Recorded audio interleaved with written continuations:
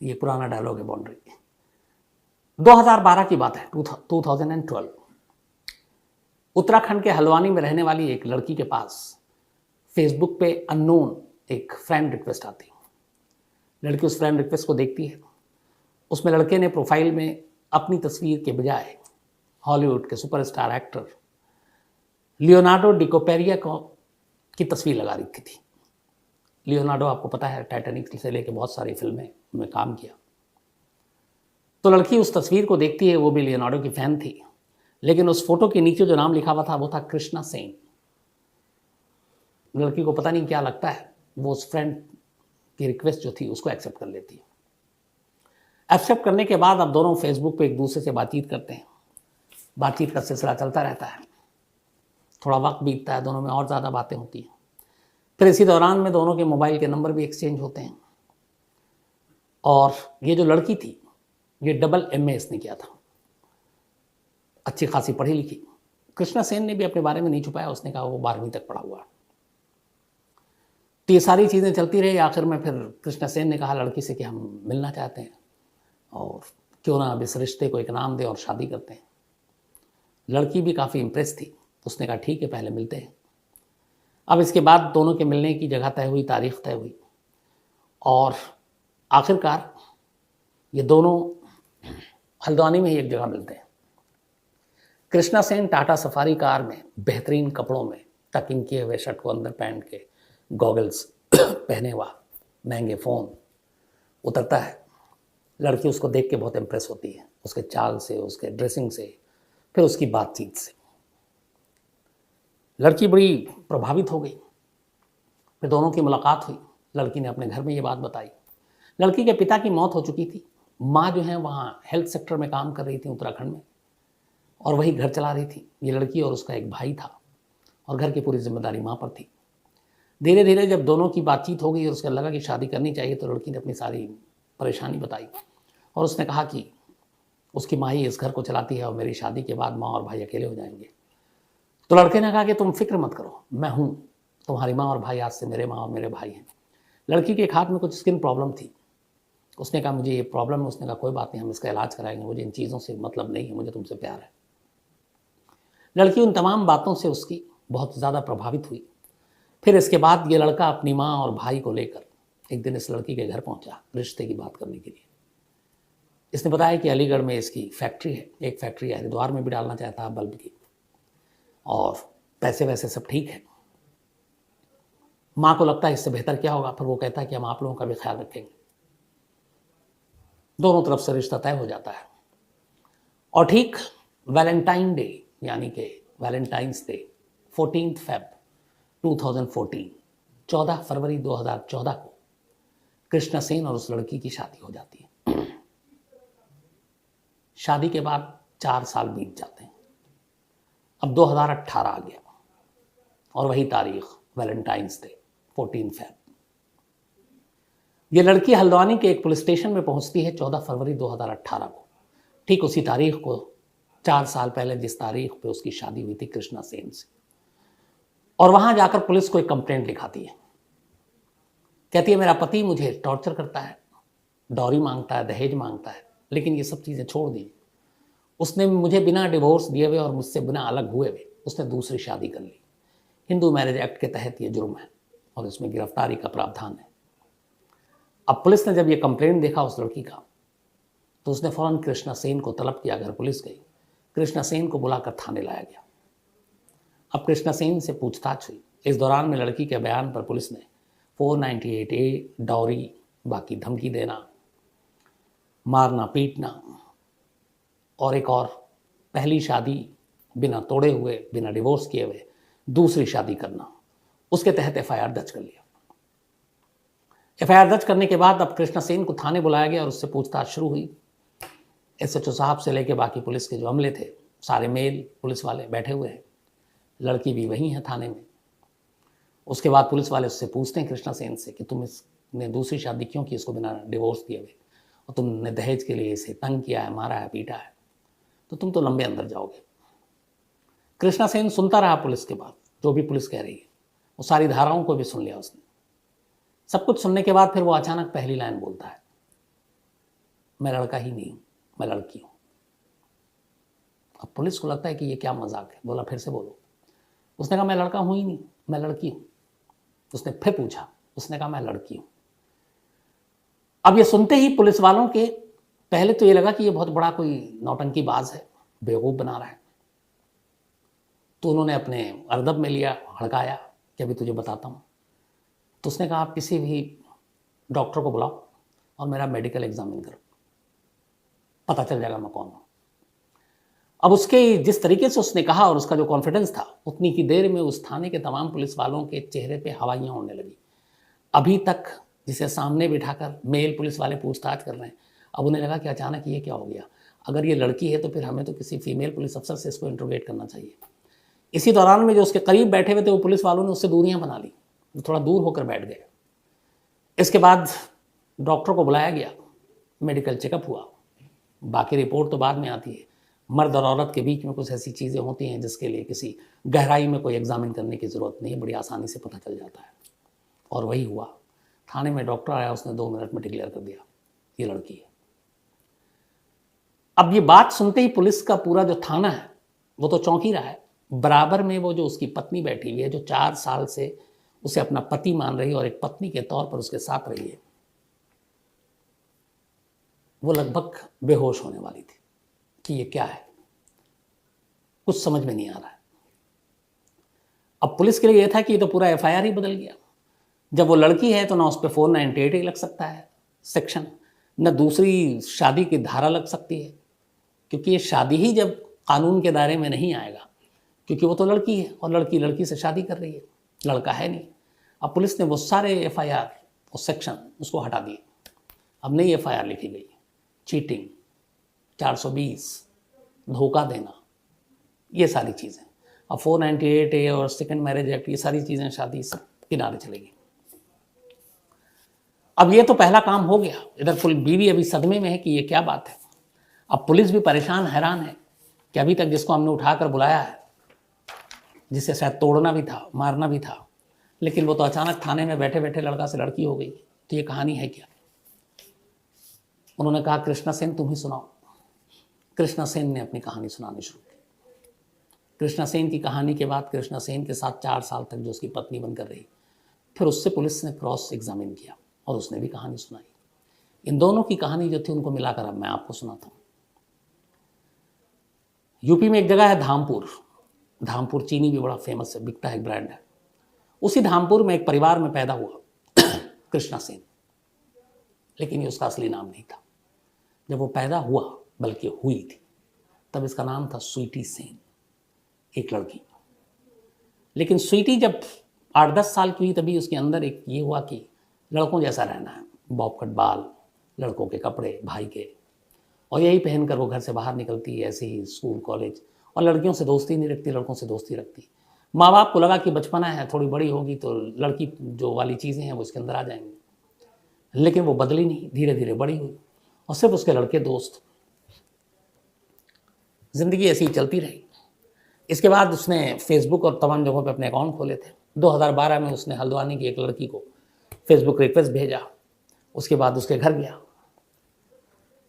जब रिश्ते के लिए गया था तो वो उसकी माँ नहीं थी सगी, वो उसका भाई भी नहीं था, वो उसके दोस्त थे और वो भाड़े की माँ थी।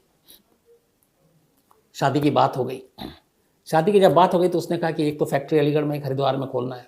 तो उसने उस लड़की वालों से ये कि बेटी के भी काम आएगा, धीरे धीरे उसने 3-4 लाख रुपए एक नई फैक्ट्री डालने के नाम पे ले लिया। लड़की के घर वालों को लगा कि लड़का अच्छा है, हमारी बेटी सुखी रहेगी, उन्होंने भी दे दिया।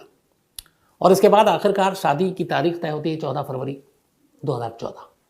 वहीं हल्द्वानी में एक रिजॉर्ट में शादी होती है। उस शादी में 30 से 40 लोग शामिल होते हैं कृष्णा सेन की तरफ से। उसका शादी करके वो अपनी बीवी को वहीं पे एक 3 रूम का घर लेता है और वहाँ ले जाता है। अब शादी हो गई कृष्णा सेन की। कृष्णा सेन की असलियत कोई नहीं जानता। अब शादी के दिन बाद सुहागरात का वक्त आता है। अब वो, उसकी बीवी और वो कमरे में अकेले, दरवाज़ा बंद। पहली चीज़ जो चौंकाती है उसकी बीवी को, लेकिन ये सारे ख्याल अब उसके 4 साल बाद आ रहे हैं, अभी ये कहानी उसकी शुरुआत की है, कि जब वो कमरे में दाखिल होता है तो अचानक वो बाथरूम में चला जाता है, दरवाज़ा बंद कर लेता है। बीवी पूछती है क्यों, बोला कपड़े चेंज करने। उसे बड़ा अटपटा लगता है, औरतें लड़कियां बाथरूम में जाकर कपड़े बदलती हैं, आमतौर पे जो मेल होते हैं वो तो कोने में भी जाके बदल लेते हैं।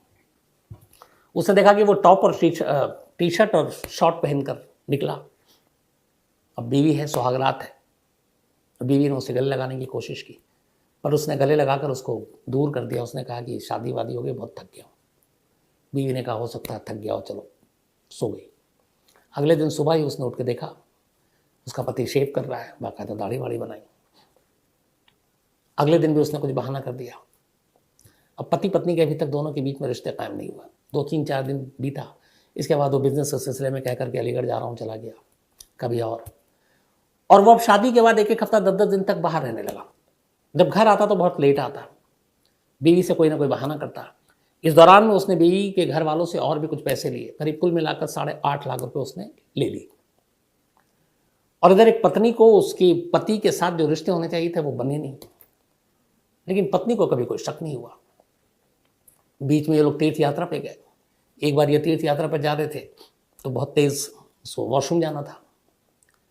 तो बीवी ने कहा कि आमतौर पे लड़के या आदमी तो सड़क पे भी कहीं या सन्नाटा है वहाँ पे भी कर लेते हैं, तो तुम भी कर लो। बट उसने कहा कि उस दिन भी मैंने नहीं सोचा, मतलब उससे कंट्रोल नहीं हो रहा, लेकिन वो ओपन में, खुले में, सड़क किनारे या झाड़ी में, वहाँ पे जो भी चीज़ थी वहाँ जाकर वो वॉशरूम करने को तैयार नहीं हुआ। और ढूंढता रहा, और आखिरकार वो एक बाथरूम में गया और वहाँ दरवाज़ा बंद करके फिर उसने किया और बाहर आई। तो बड़ी उसको चौंकी, फिर उसको ये भी लगा कि ये क्या। तो उसने कहा नहीं, ये मेरा उसूल है। अब धीरे धीरे वक्त बीतता गया, लेकिन दोनों के बीच में कोई रिश्ते कायम नहीं हो रहे थे। थोड़ा सा बीच में अब इसको कुछ शक होता है। एक तो उसकी जो आवाज़ थी वो बहुत पतली लड़कियों जैसी, तो उसने बताया था कि मेरे हार्मोन में प्रॉब्लम है, इसलिए मेरी आवाज़ थोड़ी लड़की की जैसी। और ऐसा है, बहुत सारे ऐसे लोग हैं, बहुत सारे को मैं जानता हूँ, जिनकी आवाज़ आप देखेंगे तो फीमेल जैसी है, बहुत बारीक पतली, लेकिन वो मेल होते हैं। अब इसकी आवाज़ पतली थी, लेकिन ये अपने आप को भारी करके बोलने की कोशिश करता था कृष्णा सिंह। तो एक बार उसे कुछ ये लगा कि जैसे घर में आदमी होता है, पति, गर्मी है, मौसम बदल रहा है, तो कई बार होता है कि आपने ऊपर टी शर्ट या बनियान कुछ नहीं पहना है। बट इसकी बीवी ने थ्रू आउट उसको कभी नहीं देखा कि ये बिना कपड़ों के हो, तब शॉर्ट तो हो, चलो बनियान नहीं है। कई बार उसने ये भी कहा कि लाइट गई, गर्मी थी, पर वो ऊपर टी शर्ट पहने रहता और अंदर बहुत टाइट बनियान टाइप से पहनता था। एक दिन उसकी बीवी ने कहा कि तुम कभी इस तरह से क्यों नहीं रहते हो जैसे आम लड़के और मर्द रहते हैं, तुम्हें क्या शर्म है। तो वो जिद पकड़ ली, तो उसने कहा कि नहीं, तुम अपने ऊपर के कपड़े उतारो। पति ने कपड़े उतारे। तब जब कपड़े उतारे तो पत्नी चौंक गई। उसकी वजह ये थी कि जो मेल के अंदर जिस तरह के बॉडी के पार्ट्स होते हैं वो उसके औरतों जैसे थे। तो फिर उसने कहा कि मैंने कहा था कि मेरे हार्मोन चेंज है, तो कई बार मेरे जो चेस्ट है वो कई लड़कियों और औरतों जैसे हो गए, और डॉक्टरों को भी दिखाया है और इसका वो भी चल रहा है। फिर उसने बाकायदा गूगल करके अपनी बीवी को कन्विंस किया, वो भी पढ़ी लिखी थी, कि ये देखो हार्मोन चेंज होने और कई बार ऐसे पुरुषों में चीज़ें होती हैं, कई बॉडी के चीज़ें अलग औरतों जैसी हो जाती हैं। मुझसे उसको भी मान लिया, लेकिन वो सारी हरकतें थी धीरे धीरे करके उसके मन में एक शक पैदा कर रही थी। लेकिन फिर भी उसने कहा कि नहीं, ऐसा नहीं हो सकता। उसने सोचा ही नहीं कि मैं एक लड़की के साथ रही हूँ, ये लड़की मेरा मतलब पति हो सकता है। बीच में जब धीरे धीरे वक्त बीता, वो भी अपने पति के करीब जाना चाहती है, वो आ नहीं रहा है। दोनों में अब झगड़े शुरू हो गए, लेकिन ये फिर भी निभा रही थी कि चलो, उधर माँ है, बड़ी मुश्किल से शादी हुई है।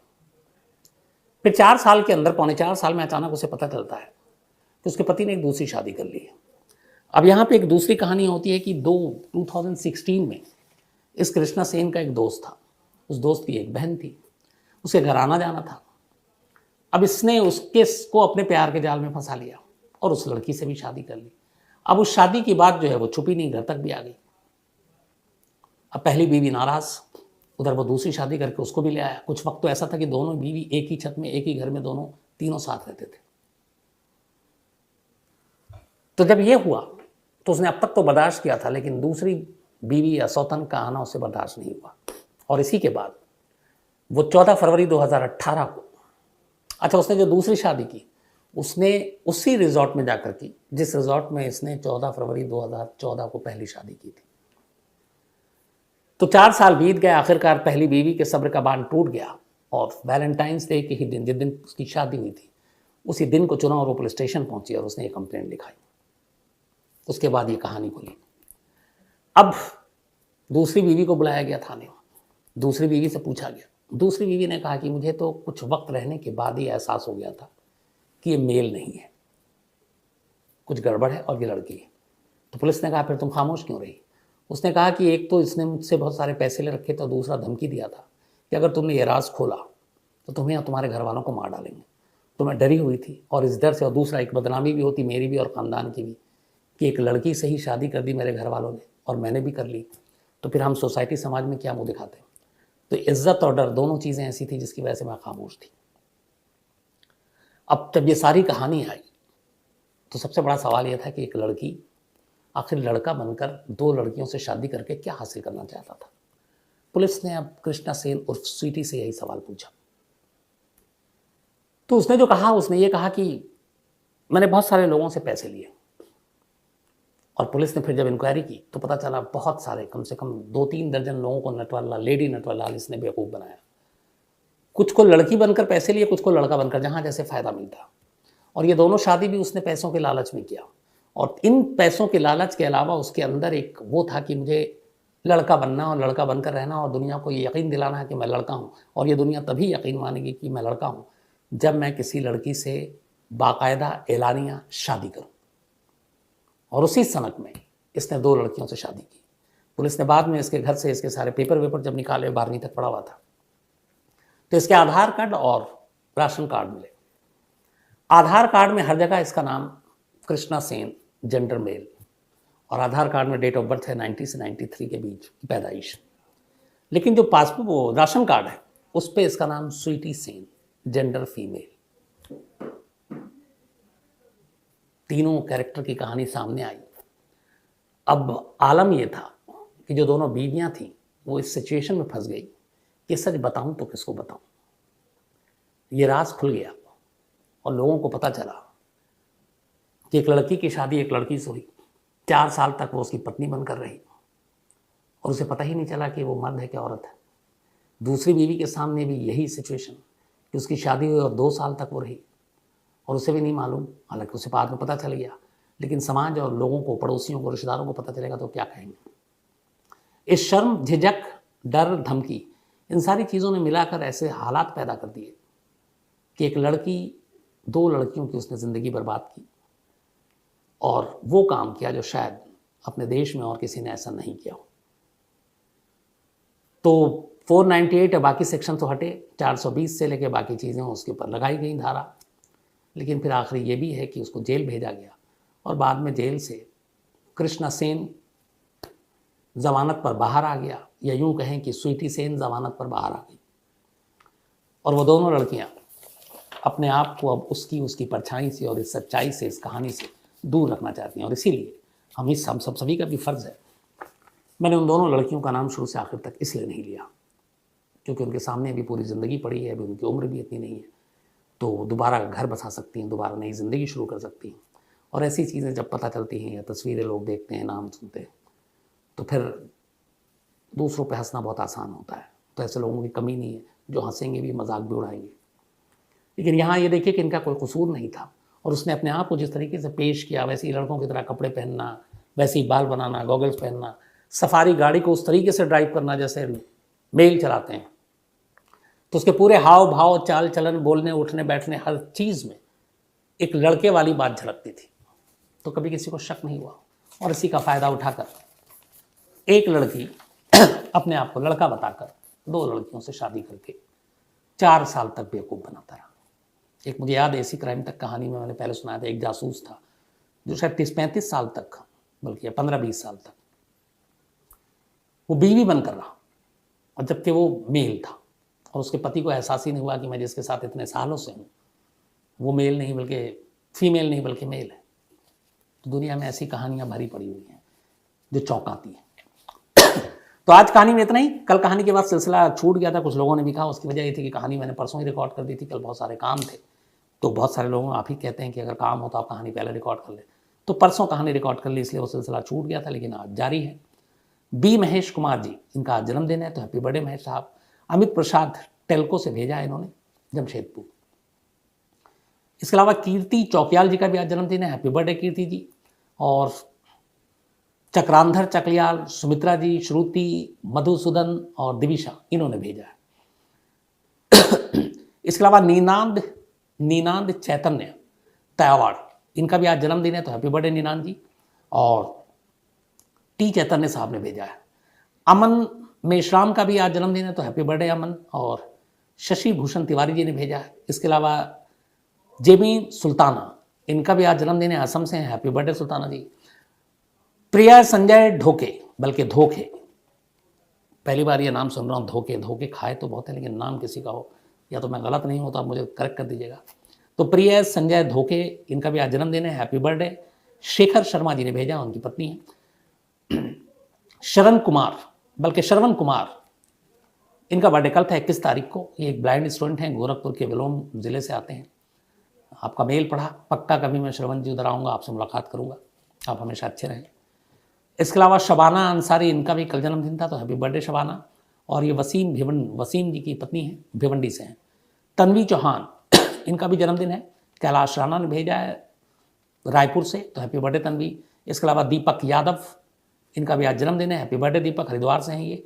दीपा वर्मा, इनका भी आज जन्मदिन है, तो हैप्पी बर्थडे दीपा। कुनेठा हमीरपुर से ही ये, और अखिलेश वर्मा जी की पत्नी है। इसके अलावा असगर अब्दुल थेबा, इनका भी आज जन्मदिन है, हैप्पी बर्थडे असगर साहब। दीपक कुमार ने लिखते हैं, दीपक कुमार की फेडरल कास्ट्रो की कहानी सुनना चाहते हैं तो वो जरूर सुनाऊंगा आपको। इसके अलावा उत्तम प्रधान, अच्छा आज पृथ्वी दिवस भी इन्होंने है बताया है। करण मलिक हैं, एक स्टोरी की फरमाइश की है और इनके फादर के जरिए, तो मैं करण साहब आपका मेल पढ़ा, मैं ज़रूर आपको रिप्लाई करूँगा। अनामिका बाथम है, और ये इन्होंने भी कुछ लिखा है।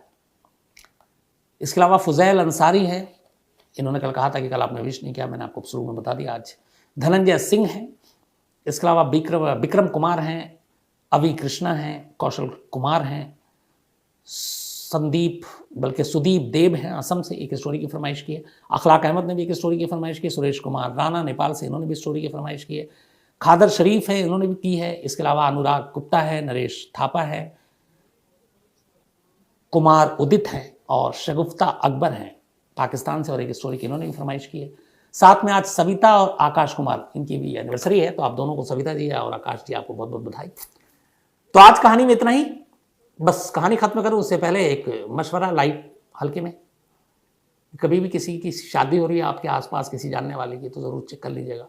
और अगर आवाज़ महीन है या उसके अंदर कहीं लड़कियों वाले लचक और जो कहते हैं कि अरे ये ऐसा तो नहीं है, तो थोड़ा सा सावधान हो जाइएगा और देखिएगा सचमुच लड़के से ही शादी कर रहे हैं या नहीं। तो आज कहानी में इतना ही। अब आपसे मुलाकात होगी कल रात। कई बार पति पत्नी या पत्नी पति का कत्ल कर देते हैं, कई बार प्रेमी प्रेमिका का, या प्रेमिका जो है वो प्रेमी का। और ये सब ये इसलिए होता है, अक्सर ये सुनने को आता है कि वो उसे पसंद नहीं है, दोनों में बन नहीं रही है, कुछ और वजह है। तो एक बड़ा सिंपल सा सवाल उठता है कि अगर आपको रहना नहीं है, पति पत्नी को एक साथ नहीं रहना है, या गर्लफ्रेंड बॉयफ्रेंड को एक साथ नहीं रहना, रिश्ता तोड़ना है, तो आसान तरीका है कि आप लोग बड़े प्यार से और बिना खून खराबे के भी अलग हो सकते हैं। अब उसके लिए जान लेना और कत्ल करना और फिर अलग होना, ये बात समझ ही में नहीं आती। और फिर आप जिसके लिए अलग हो रहे हैं, एक नई दुनिया बसाना चाहते हैं, और आपको पता है कि आप क्राइम कर रहे हैं, तो ये भी दिमाग में होना चाहिए कि पकड़े गए तो जिस वजह से हम कत्ल करने जा रहे हैं कि किसी और के साथ रहेंगे इसको मारने के बाद, तो फिर आप उसके साथ भी कहाँ रह पाओगे। आपको तो फिर सलाखों के पीछे जाना है, जेल जाना है, पूरी ज़िंदगी बर्बाद। ऐसी कई कहानियाँ, जिसमें अभी हाल में जैसे एक कहानी आपको सुनाई, जो ट्यूशन पढ़ाती थी, अब उसका जब कत्ल हो गया, वो भी उससे शादी करना चाहती थी, वो ऑलरेडी शादीशुदा था। तो अगर वो जो जेल में मियाँ बीवी दोनों गए हैं जिस ट्यूशन टीचर के मर्डर में, तो उस वक्त ही कुछ ऐसी चीज़ें होती, कत्ल ना करते और ब्लैकमेलिंग की बात पुलिस तक पहुंचाते, कंप्लेन करते, तो ना वो भी जेल जाते। अब वो भी ज़िंदगी उनकी बर्बाद हो गई है। जो जिसका खून हुआ वो तो हुआ, वो दुनिया में नहीं है, लेकिन जिन्होंने किया वो भी तो सलाखों के पीछे रहते हैं। पूरी सोशल लाइफ सब चीज़ों से कट गए, अपने बच्चों से, रिश्तेदारों से दूर हो गए। अब उनको सलाखों के पीछे एक धब्बा, एक दाग उनकी पेशानी पे लग चुका है कि ये कातिल है। तो यही बात समझ में नहीं आती कि अगर दूरी बनानी है तो फिर कत्ल क्यों। आप और भी 50 तरीके हैं, आप डिवोर्स ले लें, आप एक दूसरे से रिश्ता तोड़ लें, बट आपसी समझौते के तहत कत्ल करना, जान लेना, ये कहीं से भी जस्टिफाई नहीं हो सकता। आज की भी कहानी कुछ ऐसी है, लेकिन ये कहानी शुरू करूं उससे पहले फिर आपको याद दिला दूं, चूँकि आप लोग कहानियाँ सुनते हैं तो कुकू FM ऐप पे भी आप कहानी जाकर सुन सकते हैं। यहाँ पे तमाम तरह की कहानियाँ हैं, आपको मिस्ट्रीज़, कत्ल की कहानियाँ, क्रिमिनल की कहानियाँ, क्राइम की दुनिया की कहानियाँ, कॉमेडी की कहानियाँ, बायोग्राफी, हर तरह की जितने आप कहानियाँ सोच सकते हैं वो सारी कहानियाँ कुकू FM ऐप पे मिलेंगी। और क्राइम तक फैमिली के लिए क्राइम 50 डिस्क्रिप्शन लिंक में आप देखें, पूरी डिटेल उसमें जानकारी भी है। तो मौका मिले तो ज़रूर कुकू FM पर कहानियाँ सुनें और फिर अपनी राय भी दीजिए कि कैसी कहानियाँ। कुछ लोगों ने मेल भी लिखा था कि क्या इस पर इस तरह भी कहानियाँ सुन सकते हैं कि किसी हम अपनी ज़ुबान में, भाषा में, तो वो ट्रांसलेट हो जाए। तो उसके बारे में मैं एक बार जानकारी लेकर ज़रूर आप तक पहुँचाऊँगा। तो कुकू FM ऐप पे भी आप कहानियाँ सुनें। अब आज की अपनी कहानी के ऊपर आते हैं। ये कहानी बेंगलोर की है और कहानी करीब 19 साल पुरानी है। जैसा मैंने कहा कि रिश्तों को लेकर बहुत सारे कत्ल होते हैं, तो उसी तरीके से सोसाइटी, समाज या पद, अमीरी, गरीबी, पढ़े लिखे, ना पढ़े लिखे, इन लोगों का मतलब ये नहीं है कि यही लोग क्राइम करेंगे, ये नहीं करेंगे, क्योंकि आज की जो कहानी वो बेहद पढ़े लिखे फैमिली की कहानी है। बेंगलोर के एक नामी वकील की एक बेटी जिसका नाम है शुभा शंकरा नारायण, करीब उम्र 27 साल शुभा की। बाप नामी वकील, अच्छी खासी इज्जत कानून की दुनिया में, और पिता के ही नक्शे कदम पर चलते हुए वो भी वकालत करना चाहती थी। बाकायदा उसने BMS कॉलेज में लॉ की पढ़ाई की, वहाँ पे कॉलेज में दाखिला लिया और लॉ की पढ़ाई करनी शुरू की। धीरे धीरे वक्त बीता। 2003, ये बात है दिसंबर की, और वो भी दिसंबर की तारीख, बल्कि नवंबर 2003। नवंबर 2003 में शुभा के पिता ने शुभा का रिश्ता एक सॉफ्टवेयर इंजीनियर से तय किया। उसका नाम था BR गिरीश। BR गिरीश 30 साल का एक नौजवान सॉफ्टवेयर इंजीनियर, वो भी अच्छे परिवार से। शुभा और गिरीश का परिवार पड़ोसी था, तो बचपन से दोनों परिवार एक दूसरे को जानते थे। शुभा को गिरीश के घर वाले जानते थे, गिरीश को शुभा के घर वाले जानते थे। गिरीश अच्छी खासी नौकरी कर रहा था, इंटेल में जॉब करता था वो, बेंगलोर में सॉफ्टवेयर इंजीनियर। तो घर वालों ने, खासतौर पर शुभा के पिता ने कहा कि ये रिश्ता अच्छा रहेगा उनकी बेटी के लिए, अच्छा लड़का है। उन्होंने गिरीश के साथ 30 नवंबर 2003 को एंगेजमेंट कर दी, सगाई, और शादी अप्रैल 2004 में होनी थी। तो नवंबर 2003 में सगाई हो गई। सगाई के सिर्फ 3 दिन बीते थे। इसके बाद 3 दिसंबर 2004 की तारीख आती है, 3 दिसंबर 2004। शुभा गिरीश से कहती है कि तुम मुझे आज डिनर पे ले चलो अपने मंगेतर से, फियांसी से। गिरीश भी खुश होता है कि चलो, उसकी मंगेतर ने कहा है सगाई की चौथे दिन कहीं बाहर चलना है, डिनर करना है। तो शाम को शुभा मिलती है गिरीश से, और गिरीश उसको पहले अपने साथ अपने ऑफिस ले जाता है, अपने कोलीग से मिलवाता है, बड़ा खुश भी होता है। इसके बाद वो लोग वहाँ से निकलते हैं और फिर एक कार्टन टावर्स एयरपोर्ट के करीब है, ओल्ड एयरपोर्ट के, वहाँ पे एक रेस्तरां में जाते हैं और दोनों डिनर करते हैं। डिनर करने के बाद रात करीब 9:30 का वक्त था। अब ये घर लौट रहे हैं। जब ये घर लौट रहे थे, कोरामंगला और इंदिरा नगर स्ट्रेच के पास वहाँ पे एक फ्लाइंग लैंडिंग स्पॉट है। आमतौर पर जब किसी भी एयरपोर्ट के आप बाहर देखेंगे जो सड़क जाती है, तो उसके करीब से प्लेन टेक ऑफ करते हुए या लैंड करते हुए बहुत नीचे, बहुत करीब से दिखाई देता है। तो बहुत सारे लोग गाड़ियाँ रोक रोक कर उसे देखते हैं। हम लोग खुद IGI Indira Gandhi international airport की तरफ से जब भी गुजरते थे तो रुक जाते थे, क्योंकि इतने नीचे से फ़्लाइट को कभी देखने का मौका नहीं मिलता। तो वहाँ पे बहुत सारे जो तमाशबीन हैं, इस तरह के लोग हैं, वो रुक जाते हैं। तो ये दोनों भी डिनर करके लौट रहे थे, शुभा और गिरीश। तभी शुभा ने कहा गिरीश से कि थोड़ा यहाँ पे इस फ्लाइंग लैंडिंग स्पॉट पर रुकते हैं, प्लेन देखते हूँ लैंड करते हुए और टेक ऑफ करते हुए। गिरीश को भी लगा उसकी फैंसी कह रही है, उसकी ख्वाहिश पूरी करते हैं। गिरीश काइनेटिक होंडा थी उसके पास, काइनेटिक पे थे दोनों। उन्होंने काइनेटिक को साइड में लगाई और वहीं खड़े हो गए, प्लेन के लैंड करने और टेक ऑफ करने के मंजर को देखने लगे। अभी कुछ ही वक्त बीता था कि अचानक गिरीश के दाहिने सर के तरफ एक वजनी चीज से किसी ने हमला कर दिया। वहां पर रोशनी बहुत ज्यादा थी नहीं। चोट इतनी गहरी थी कि गिरीश वहीं पर गिर पड़ा। इसके बाद जो हमलावर थे वो किसी बाइक पे थे, वो वहां से भाग गए। शुभा बदहवास हो गई, चीखने रोने लगी। किसी तरीके से वहां से गुजर रही एक कार को उसने मदद के लिए रोका। कार वाला भी शरीक था, वो रुक गया। इसके बाद वो घायल गिरीश को लेकर फौरन वहाँ से पास में ही एक हॉस्पिटल है, मणिपाल हॉस्पिटल, वो वहाँ ले जाती है। वहाँ डॉक्टर इसका इलाज शुरू करते हैं। इस दौरान में घर वालों को भी खबर कर दी जाती है, दोनों फैमिली वहाँ पहुँच जाते हैं। पूरी रात बीतती है, डॉक्टर तमाम कोशिश करते हैं, लेकिन अगली सुबह यानी कि 4 दिसंबर की सुबह 8:05 पर डॉक्टर गिरीश को डेड डिक्लेयर कर देते हैं। गिरीश की मौत हो गई। जैसे ये होता है, इसके बाद अब गिरीश के पिता पुलिस स्टेशन जाते हैं और वो पुलिस स्टेशन में जाकर, ये विवेक नगर पुलिस स्टेशन है, वहाँ पे कंप्लेंट लिखाते हैं। वो बताते हैं कि उनकी होने वाली बहू और बेटे दोनों खड़े थे और किसी ने मारा। अब इस कत्ल की जो चश्मदीद थी वो इकलौती थी शुभा। सबसे पहले पुलिस शुभा का स्टेटमेंट दर्ज करती है। शुभा बताती है कि उसने ही डिनर के लिए फोर्स किया था, फिर वो डिनर ले गया, ऑफिस ले गया। उसके बाद मैंने ही कहा था कि हम टेक ऑफ और लैंडिंग यहाँ पे देखना चाहते हैं, वो यहाँ ले आया और हम लोग अभी ये देख ही रहे थे कि अचानक पीछे से किसी ने अंधेरे में सर पे वार किया और निकल गया, बट हमलावर कौन था मैं देख नहीं पाया। शुभा सदमे में थी, लगातार रो रही थी। 3 दिन पहले जिसकी सगाई हुई है, उसके उस होने वाले पति की अचानक मौत, किसी को भी गहरा सदमा लगेगा। तो पुलिस ने भी पुलिस अंदाज में नहीं, एक इंसानियत के नाते जितनी पूछताछ की, बट पुलिस को कोई क्लू नहीं मिला। अब पुलिस ढूंढ रही है। 2003 की बात है, तब सीसीटीवी और ये सब इतना ये सब नहीं था जो आज के दौर में है।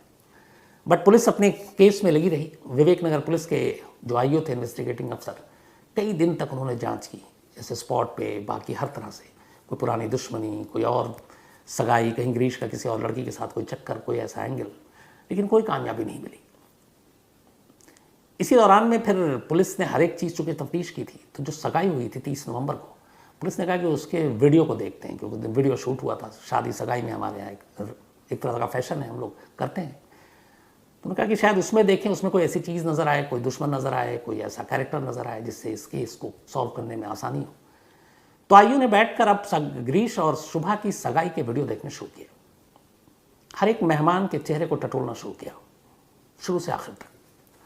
किसी मेहमान के चेहरे से ऐसा कोई सुराग नहीं मिला जिससे वो गिरीश के कत्ल की पहेली को सुलझा सके।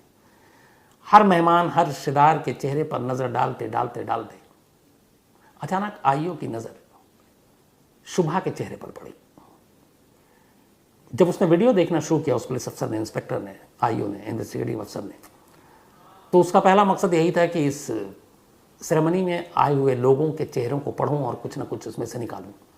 और इस चक्कर में वो शुभा को ही देखना भूल गया था। लेकिन अब आखिरी में जब कुछ नहीं मिला तो उसने गिरीश और शुभा के ऊपर नजर डाली। रिंग सेरेमनी में दोनों बैठे हुए हैं, लेकिन शुभा के हाव भाव और चेहरे को देखकर आईओ को बड़ा अजीब लगा। उसे लगा जिस लड़की की सगाई है वो लड़की कहीं से खुश नजर नहीं आ रही, और वो लगातार गिरीश से दूरी बनाने की कोशिश कर रही है। बैठती है तो थोड़ा खिसक जाती है, चेहरे पे उसके तनाव है, चेहरे पे गुस्सा भी है। और किसी भी लड़का और लड़की की जब शादी होती तो उस दिन चेहरे पर अलग चमक होती है, खुशी होती है। वो सारी चीज़ें काफूर हैं, गायब हैं। आईओ को ये बात बड़ी अजीब लगी। उसे लगा कि शायद शुभा, कम से कम इस वीडियो से लग रहा है कि इस सगाई से और इस रिश्ते से खुश नहीं है। अब लेकिन ये सिर्फ एक आकलन था, अंदाजा था, हकीकत में क्या था नहीं मालूम। लेकिन आईओ को कहीं ना कहीं शुभा पे थोड़ा सा डाउट हुआ। अच्छा, 2003 के ज़माने में उस वक्त ये जो मोबाइल, जो CDR कॉल डिटेल हम रिकॉर्ड की बात करते हैं, मोबाइल से लोकेशन की बात करते हैं, ये बड़ा नया नया था। आमतौर पर पुलिस इसका यूज़ नहीं करती थी, कॉल डिटेल रिकॉर्ड का या फिर मोबाइल से किसी केस को सॉल्व करने का। ये चीज़ें थी नहीं हमारे सिस्टम में। ये तो बहुत 2010 के बाद रफ्तार पकड़ी। अब तो खैर किसी भी केस में सबसे पहले आप मोबाइल ही सबसे बड़ा सबूत और सुराग बन जाता है। 2003 में ये बात नहीं थी, लेकिन जब वीडियो देखा तो उसके बाद लगा कि शुभा के ऊपर कुछ डाउट हुआ। लेकिन अब इस डाउट को और आगे कैसे क्लियर करें। वो जो आईओ थे वो नए नए टेक्नोलॉजी के भी सेवी थे, टेक्नोलॉजी में उनका इंटरेस्ट था। शुभा और उसका परिवार पढ़ा लिखा अमीर, पिता उसके नामचीन वकील, शुभा के पास भी मोबाइल। तब आईओ ने कहा कि शुभा के मोबाइल के कॉल डिटेल रिकॉर्ड को खोलते हैं और इससे कोई जानकारी मिलेगी। अब इसके बाद शुभा के मोबाइल को लिया गया, कॉल डिटेल रिकॉर्ड जो CDR है उसको छाना गया, तो पता चला कि उसमें एक नंबर पे लगातार बातचीत हो रही थी 3 दिसंबर 2004 को, जिस दिन ये इंसिडेंट हुआ। पुलिस ने सबसे ज़्यादा जो बात हुई थी उसी एक नंबर से हो रही थी। जब उस नंबर को ट्रेस किया तो पता चला कि ये नंबर जो है ये अरुण शर्मा नाम के एक लड़के का है, और जो अरुण है वो भी बीएमएस कॉलेज में लॉ की पढ़ाई कर रहा है, लेकिन शुभा से 2 साल जूनियर है। और ये नंबर अरुण का था और अरुण लगातार उससे बातचीत कर रहा था। अरुण वर्मा 19 साल का लड़का, शुभा से करीब 5-6 साल छोटा। अब इस नंबर पे इतनी बात, इंसिडेंट के दिन बात, फिर पुलिस ने कहा कि अब ये कॉल डिटेल से तो ये तो पता चला बातचीत हो रही है, अब लोकेशन भी ट्रेस करते हैं कि उस दिन मोबाइल का लोकेशन कहाँ था। अब शुभा तो ऑलरेडी थी ग्रीश के साथ, तो उसका लोकेशन उसी जगह पे मिलना था जहाँ पे हमला हुआ, जहाँ पे उसको मारा गया। लेकिन जब अरुण वर्मा के मोबाइल के लोकेशन को खंगाला गया तो पता चला कि उसका लोकेशन भी उसी जगह के आसपास था। अब पुलिस को यकीन हो गया कि ये लोग वहाँ थे, हमलावर इन्हीं में से कोई है। इसके बाद पुलिस ने अरुण वर्मा को पूछताछ के लिए बुलाया। अरुण वर्मा ने कहा कि मैं उस वक्त इस शहर में ही नहीं था। पुलिस ने उससे पूरी पूछताछ की। अरुण वर्मा ने इनकार किया। पुलिस को उस वक्त ये भी लगा कि पता नहीं मोबाइल के लोकेशन और ये कॉल जो सीडीआर है अदालत में मानी जाएगी भी कि नहीं, क्योंकि तब तक ये सब चीज़ें बने, जैसा बताया, हमारे सिस्टम का हिस्सा नहीं हुआ करता था इतने बड़े पैमाने पे। तो पुलिस को लगा पकड़ लूँ और अदालत कहे कि ये क्या बेवकूफ़ी है, एक मोबाइल के भरोसे आप किसी को कातिल थोड़ी ठहरा सकते हैं, तो बेइज्जती होगी। आयु होशियार था, उसने अरुण वर्मा को पूछताछ करने के बाद छोड़ दिया, बोला जाओ। अरुण वर्मा बाहर निकलता थाने से। इस दौरान में दोनों मोबाइल को आईओ ने रिकॉर्ड पे लगा दिया। वो और पुख्ता सबूत चाहता था। अरुण वर्मा पुलिस स्टेशन से बाहर निकलता है। बाहर निकलते वो पहला कॉल शुभा को करता है। कहता है आज मुझे पुलिस ने बुलाया और ऐसे पूछताछ की। शुभा कहती तूने कुछ बताया तो नहीं? कहता नहीं मैंने कुछ नहीं, मैंने तो घुमा दिया, मैं तो था ही नहीं शहर में। मुझे लगता, उसने लगा कि पुलिस को तुझ पर यकीन है। उसने कहा हाँ मुझे लगता है मेरी सारी बातचीत से यकीन हो गया है। जब ये बातचीत हुई और रिकॉर्डिंग आई, पुलिस के सामने तस्वीर क्लियर हो गई। इसके बाद पुलिस सीधे शुभा को उठाती है। हालांकि शुभा को उठाना बिना सबूत के भी एक मुश्किल काम था, क्योंकि उसके पिता एक नामचीन वकील थे। लेकिन खैर पुलिस शुभा को उठाती है। उसके बाद उसके सामने सारे सबूत रखती है। कहती ये रहा तुम्हारा लोकेशन, ये तुम्हारी बातचीत और ये अरुण वर्मा का लोकेशन। इसके बाद अरुण वर्मा को उठाया जाता है। अरुण वर्मा थोड़ी ही देर में टूट जाता है। 19 साल का लड़का लॉ की पढ़ाई कर रहा है। पता चलता है कि शुभा अरुण वर्मा से प्यार करती थी और दोनों का रिश्ता करीब 2-3 सालों से था। कॉलेज में जूनियर था। शुभा अरुण वर्मा से शादी करना चाहती थी, अरुण भी शुभा से शादी करना चाहता था। लेकिन फिर अचानक शुभा के पिता को इन दोनों के अफेयर के बारे में पता चल गया। जैसे ही पता चला, शुभा के वकील पिता ने फौरन आनन फानन में अपने पड़ोसी ग्रीश के साथ शुभा का रिश्ता तय कर दिया और 30 नवंबर को दोनों की सगाई कर दी। शुभा इस सगाई से खुश नहीं थी। हालांकि ग्रीश एक अच्छा खासा पढ़ा लिखा, अच्छा कमाने वाला सॉफ्टवेयर इंजीनियर, इंटेल जैसी कंपनी में। लेकिन शुभा को ग्रीश की सादगी, उसका सिंपल लाइफ स्टाइल ये पसंद नहीं था। उसे थोड़े हाई फाई लाइफ, थोड़ा किक जिसमें कहते हैं आए, तो उस तरह की ज़िंदगी पसंद थी। उसे लगा कि ग्रीश जैसा शख्स उसकी ज़िंदगी के लिए उसमें फिट नहीं है। बड़ी सिंपल लाइफ है उसकी, बड़ा सिंपल रहता है, सादगी है, कोई शोशेबाजी नहीं है, और उसे ये सब पसंद नहीं था। उसे पसंद था अरुण वर्मा। उसने पिता के दबाव में सगाई तो कर ली, लेकिन कहते हैं कि सगाई के दिन जो उसकी ब्यूटिशियन थी, जो उसका मेकअप करी थी, उसने कहा था कि मैं इसके साथ शादी नहीं करूँगी, शादी से पहले ही भाग जाऊँगी, ऐसे मार दूँगी। ये सब बाद में गवाही में आई।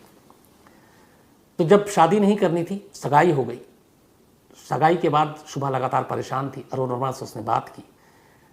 3 दिसंबर 2004 को अरुण वर्मा, शुभा और अरुण के एक कज़न और उसका एक दोस्त, 4 लोगों के बीच 76 टाइम्स कॉल पे बात हुई, मोबाइल पे। ये सारे रिकॉर्ड आए। और उसके बाद शुभा ने कहा कि अब ये सगाई तभी टूटेगी जब ग्रीश इस दुनिया से निकल ले। अरुण वर्मा तैयार हो गया। अरुण वर्मा ने अपने कज़न को इसके साजिश में शामिल किया और एक दोस्त को। इसके बाद प्लान ये किया गया कि 3 तारीख की शाम को तुम उसको डिनर के बहाने अपने साथ ले जाओ और फिर इसी फ्लाइट लैंडिंग स्पॉट पर लेकर आओ, क्योंकि वहाँ पे सन्नाटा भी होता है और अंधेरा भी होता है और वहाँ पे मारना आसान होगा। उसी प्लानिंग के हिसाब से शुभा अचानक रूट बदलवाती है और ग्रीश को कहती है मुझे फ्लाइंग लैंडिंग स्पॉट पे ले चलो, प्लेन लैंड और टेक ऑफ करते हुए देखना है। और लगातार वो अपनी लोकेशन बताते जा रही थी। फ़ोन पे थी, मैसेज कर रही थी अरुण को। अरुण को पता था ये कब कहाँ से गुजर रही है। अरुण लगातार अपने कज़न और एक दोस्त के साथ 2 अलग अलग बाइक पे उनके पीछे था। इसके बाद प्लानिंग के हिसाब से ये लोग जो फ्लाइट लैंडिंग स्पॉट है वहाँ पे रुके। जैसे ही मौका मिला, कोई और शख्स आसपास में था नहीं, जानबूझ के शुभा गिरीश को इस तरह से कोने में भी ले गई कि वहाँ कोई और ना आए। इसके बाद अचानक अरुण के दोनों कज़न और दोस्त उतरते हैं, अंधेरे में पीछे से चुपके से जाते हैं और लोहे के एक वजनी रॉड से गिरीश के सर के दाहिने हिस्से पर एक जोर से मारते हैं। वो घातक हो गया, वहीं पे गिर गया गिरीश और अगले दिन मौत हो गई। हमला करने के बाद ये दोनों आगे चलकर वहीं पे एक झाड़ी में उस हथियार को, जो रॉड था, उसको फेंक देते हैं और अपने अपने घर चले जाते हैं। लेकिन एक आईओ के एक वीडियो देखकर सगाई की और उसमें एक चेहरा, एक होने वाली दुल्हन की खुशी नहीं है, पहला शक गया। कॉल डिटेल ने बाकी चीज़ें की और ये वो केस है जिसको अदालत ने बाद में ये सारे कॉल डिटेल, फ़ोन के डिटेल, इन सारी चीज़ों को माना। इसके बाद फास्ट ट्रैक कोर्ट में मुकदमा गया। बेंगलोर में ये खबर बड़ी सुर्खियों में रही। फास्ट ट्रैक कोर्ट में ये मुकदमा चला और ये जो गिरफ्तारी हुई थी करीब 50 डेज़ के बाद हुई थी कत्ल के, जब ये केस खुला था। उसके बाद फास्ट ट्रैक कोर्ट में मुकदमा चला 2004 से लेकर 2010 तक। मई 2010 में फास्ट ट्रैक कोर्ट ने शुभा, अरुण और उसके दोनों साथियों, कज़न और दोस्त, इन चारों को लाइफ इम्प्रिजमेंट यानी उम्र कैद की सज़ा सुनाई। इसके बाद ये मामला, इस सज़ा के खिलाफ चारों अक्यूज्ड हाईकोर्ट पहुंचे, कर्नाटक हाईकोर्ट। कर्नाटक हाईकोर्ट ने भी लोअर कोर्ट के फैसले को बरकरार रखा और इन चारों की उम्र कैद को बरकरार रखा। अब इनके पास आखिरी रास्ता सुप्रीम कोर्ट था। ये सुप्रीम कोर्ट गए। अब तक इनको जेल में रहते हुए करीब 10 साल हो चुके थे। अगस्त 2014 में सुप्रीम कोर्ट ने कहा कि अब इनके बेल पे या बाकी चीज़ों पे जो फैसला होगा वो तो होता रहेगा, फिलहाल इन्हें ज़मानत दे देते हैं। अगस्त 2014 में शुभा, अरुण, बाकी लोग ज़मानत पर बाहर आ गए और अब भी ज़मानत पर बाहर है। तो ये थी कहानी एक ऐसी लड़की की जिसे अपना फैंसी पसंद नहीं था, जिसे अपना होने वाला पति पसंद नहीं था, उसे किसी और से प्यार था, वो किसी और से शादी करना चाहती थी। तो जो मैंने शुरू में कहा, इसका एक तरीका ये भी था कि थोड़ा हिम्मत करके अपने पिता से कहती कि मुझे ये लड़का पसंद नहीं, मुझे ये शादी नहीं करनी, और आप करोगे। बहुत ज़्यादा होता तो भाग जाती अरुण के साथ।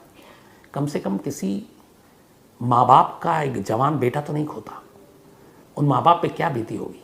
और इस कहानी का अफसोसनाक पहलू ये है कि करीब 140 से ज़्यादा हियरिंग्स हुई।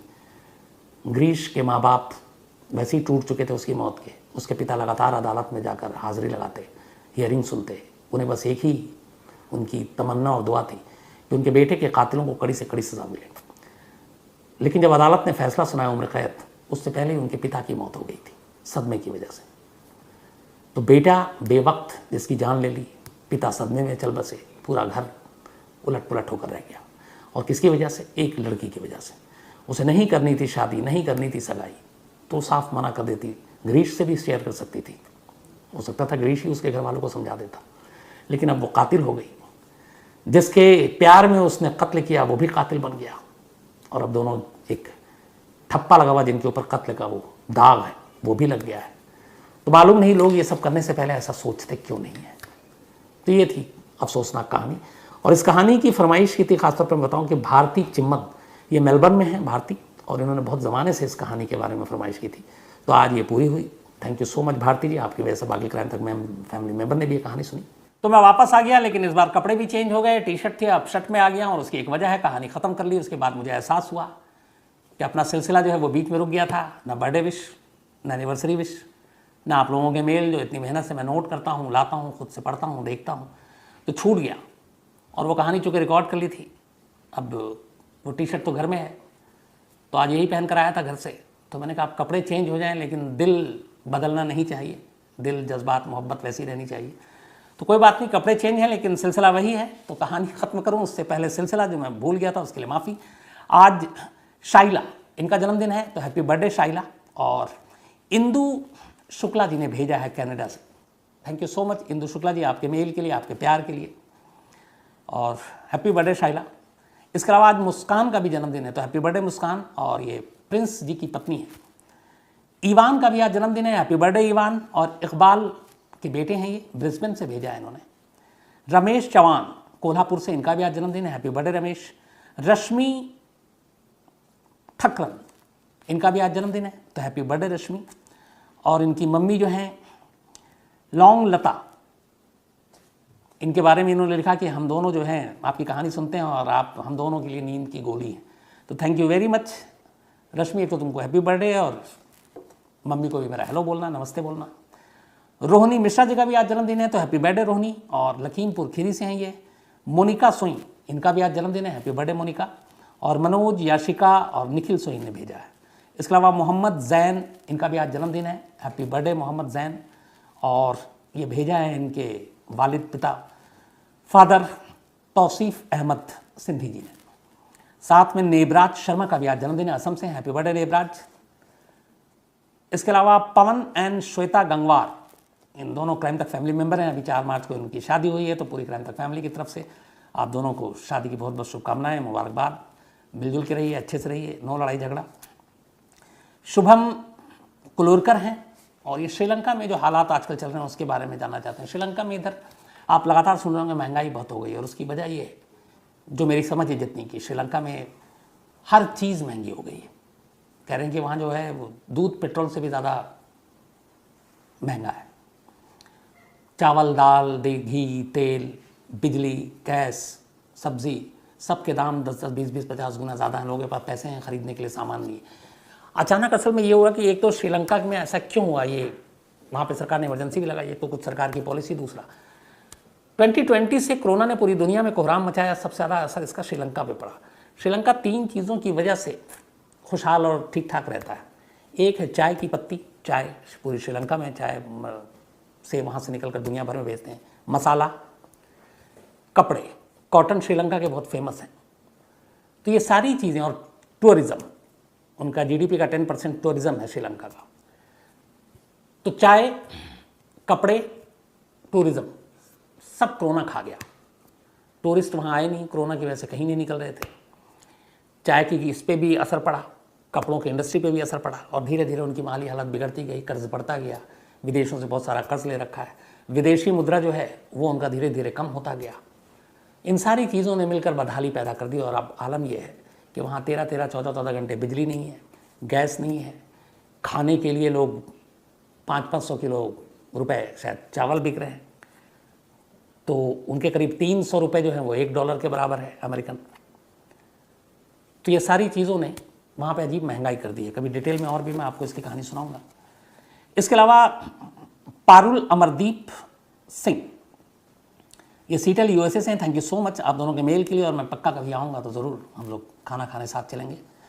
यूनुस सिकलिगर हैं, थैंक यू सो मच इनके मेल के लिए भी।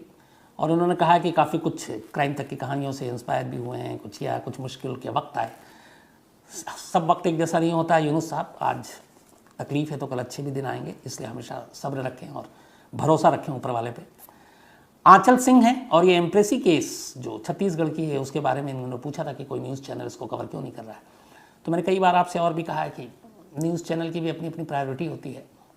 जंग है, बाकी चीज़ें हैं, पाकिस्तान में तक सत्ता पलट है, क्या है, तो कई बार ये सारी खबरें जो है वो किनारे रह जाती हैं। मैंने आपको कहानी में एम्प्रेसी केस के बारे में बीच में किसी दिन डिटेल बताई भी थी। हालांकि होना नहीं चाहिए, लेकिन क्या कीजिएगा, यही सच्चाई है। प्रीति मैकिनन है कनाडा से, thank you so much Preeti ji आपके मेल लिखने के लिए। सिद्धार्थ यलीगर हैं, और इनकी मम्मी भी जो है वो कहानियाँ सुनती हैं, बहुत फ़ैन है, थैंक यू सो मच आप दोनों का। और इसके अलावा संजीव कुमार सिंह हैं, एक कहानी की फरमाइश की है। जोईता दत्ता हैं, एक कहानी की फरमाइश इनकी भी है। कृष्ण वर्मा है पंजाब से, अब्राहम लिंकन की कहानी सुनना चाहते हैं। गौरव लूथरा हैं, सैन फ्रांसिस्को से, इन्होंने दावत दी है। इसके अलावा अरमान सिद्दीकी हैं, गोवा चर्च की कहानी सुनना चाहते हैं। मोहम्मद इरशाद खान ने 2 स्टोरी की फरमाइश की है। मदन राजपूत हैं, तुषार हैं महाराष्ट्र से। इसके अलावा राहुल मिश्रा हैं, एक स्टोरी की फरमाइश की है। और इनके भाई का एक चैनल है इंडिया पोल न्यूज़, तो आप लोग इंडिया पोल न्यूज़ ज़रूर देखिए। क्राइम तक फैमिली के मेंबर को हमेशा बढ़ावा देना चाहिए, एक दूसरे की मदद करनी चाहिए। तो राहुल मिश्रा जी मैं भी खोल के ज़रूर देखूँगा इंडिया पोल न्यूज़ में क्या क्या आता है। तो आज इतना ही कहानी में। आज की कहानी में ख़ास बात यह हो गई कि आपको मैं 2 अलग अलग कपड़ों में दिख गया। इमरान खान की सरकार गिरे या बचे, इसी को लेकर। वैसे पाकिस्तान का एक इतिहास रहा है, जब से पाकिस्तान हिंदुस्तान से अलग हुआ, वहाँ पे अपना एक देश बना, आज तक पाकिस्तान में किसी भी चुनी हुई सरकार ने अपने 5 साल के कार्यकाल को पूरा नहीं किया है। इस दौरान में तमाम वज़ीर आज़म यानी कि प्रधानमंत्री प्राइम मिनिस्टर हुए, लेकिन कोई भी 5 साल तक सरकार में नहीं रहा। 5 साल से पहले या तो सरकार गिरा दी गई या पकड़ के जेल में बंद कर दिया गया, फांसी भी दे दी गई जुल्फ़िकार अली भुट्टो को जैसे। इसके अलावा सेना ने वहाँ पे हुकूमत की। तो इमरान खान को अभी 4 साल पूरे नहीं हुए, लगता है पाकिस्तान का इतिहास एक बार फिर दोहराने जा रहा है और 5 साल से पहले ही इमरान की सरकार भी शायद गिर जाए। अभी तक वही है, लेकिन बाकी राजनीति में कुछ भी हो सकता है। तो एक तो ये अपडेट, उधर यूक्रेन और रूस के बीच बहुत सारी बातें हो रही हैं। अब शायद ऐसा लग रहा है कि समझौता हो जाए दोनों के बीच में। ये भी खबर आ रही है जेलेंस्की और पुतिन की शायद पहली बार मुलाकात भी हो।